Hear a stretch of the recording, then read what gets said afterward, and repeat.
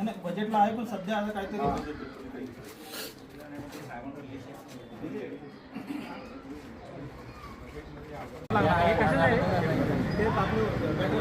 Shivraj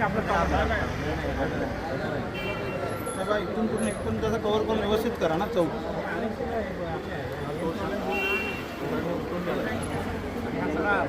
road level आणि high level एक करून घ्या ना म्हणजे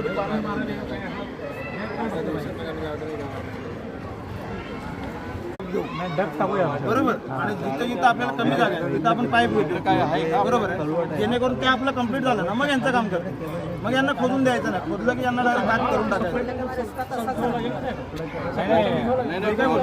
आता ज्या ज्या डेडलाईन आहेत बंद आहेत ते कमी करून जरा गावातून